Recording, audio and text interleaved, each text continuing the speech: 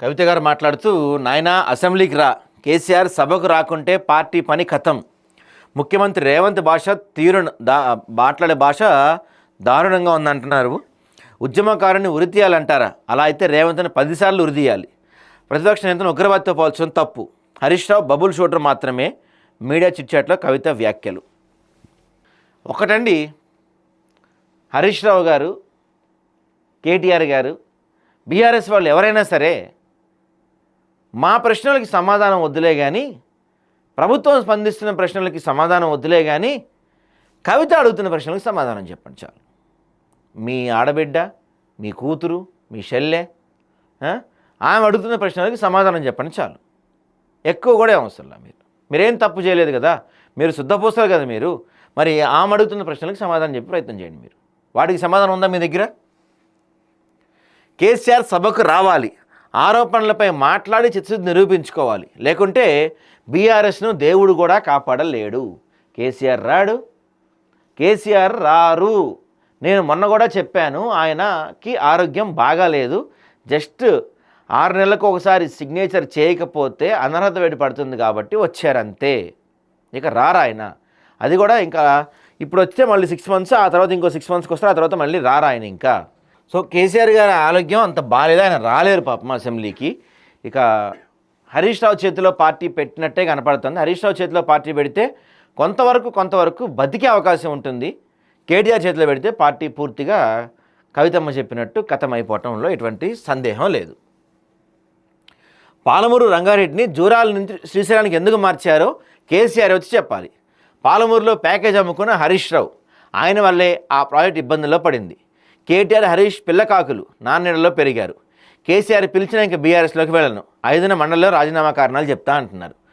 కేటీఆర్, హరీష్ రావు పిల్ల కాకులు అంట. మేము అనలేదండో ఈ మాట, మీ కవిత గారు చెప్తున్నారు, మీరు పిల్ల కాకులు మీరు అని.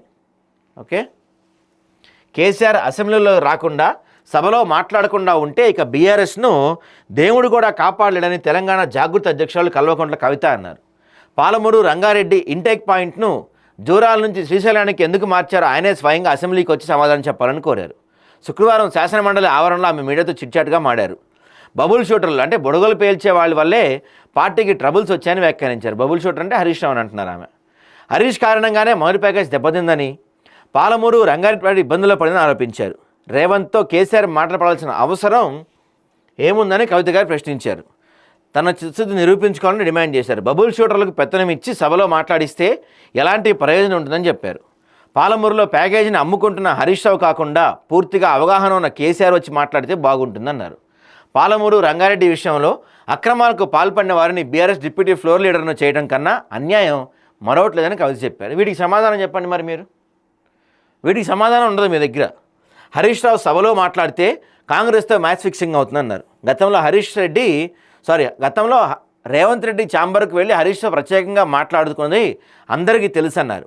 అలాంటి వ్యక్తి నీళ్ళ గురించి మాట్లాడే అవకాశం ఇస్తే బీఆర్ఎస్కు నష్టం అని చెప్పారంట. మరి ఇది చాలా కీలకమైన అంశం. ఇది కవిత గారు మాట్లాడిన అంశం. హరీష్ రావు రేవంత్ రెడ్డి క్యాబిన్కి వెళ్ళి మరి పర్సనల్గా ఏం మాట్లాడుకోవచ్చారో తెలియదు కదా. మరి దానికి మీరు వివరణ ఇవ్వాలి కదా. మీరు బీఆర్ఎస్లో కేటీఆర్, హరీష్లు ఇద్దరు పిల్లకాకులేనని, కేసీఆర్ డైరెక్షన్లో పనిచేస్తున్నారని, తాను మాత్రం మొదటి నుంచి స్వతంత్రంగా పనిచేస్తున్నారని కవిత అన్నారు. బీఆర్ఎస్ పూర్తిగా మనసు విరిగిందని, కేసీఆర్ పిలిచినా మళ్ళీ వెళ్ళే ప్రసక్తి లేదని చెప్పారు. తెలంగాణకు స్వీయ రాజకీయ శక్తి అవసరమని, వచ్చే అసెంబ్లీ ఎన్నికల్లో సొంత పార్టీ ద్వారా ఎన్నికల్లో పోటీ చేస్తా అన్నారు.